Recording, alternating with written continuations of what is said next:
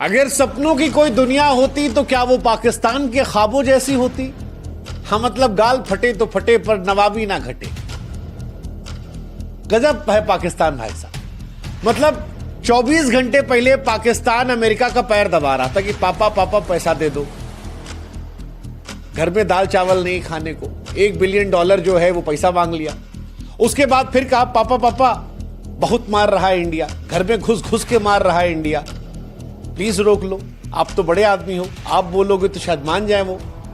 जैसे तैसे फिर इंडिया के पास भी आए, प्लीज छोड़ दीजिए, गलती हो गई, अपने तो अपने होते हैं। और जब सीज फायर हो गया तो पाकिस्तान ने अपने मुल्क में पटाखे छोड़ना शुरू कर दिया। मतलब शहबाज शरीफ का बयान सुन के ऐसा लग रहा था कि वो जंग जीत कर आए हैं, हिंदुस्तान से जंग जीत ली उन्होंने। आय हाय, क्या शब्दों का चयन था, क्या अंदाज था। और पाकिस्तान के शहरों में लोग पटाखे फोड़ रहे थे।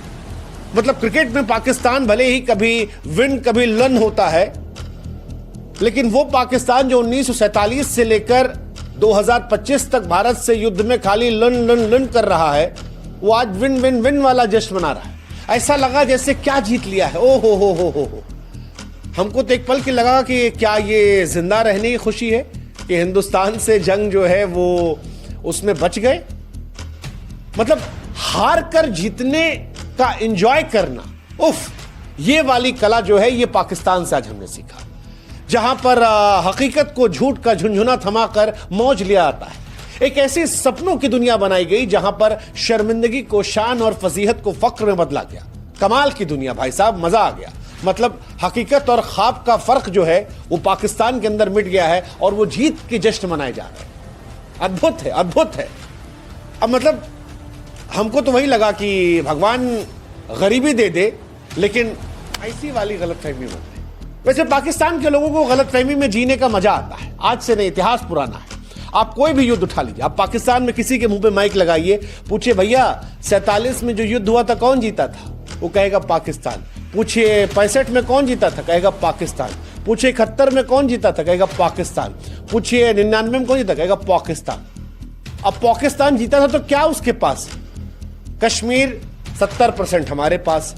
शिमला समझौता हमने किया। कैसे किया? लाहौर में घुस के मारा था, उसके बाद किया। 93,000 सैनिक जो है तुम्हारे हमने बैठाए थे।